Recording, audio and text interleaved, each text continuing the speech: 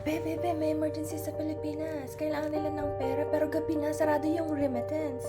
At yung app nila, super baba ng palit. Be naman, ano ka ba? Hindi mo ba alam na may bagong remittance app ngayon?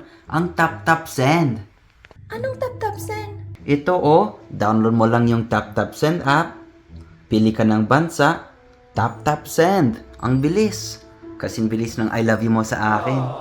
Wow! Astig naman ang Taptap Send! Pero, hindi lang siya mabilis. Walang transaction fee. At ang taas ng palit nila. At hindi lang yan, may bonus pa sa first transaction mo. O, saan ka pa? Ang galing!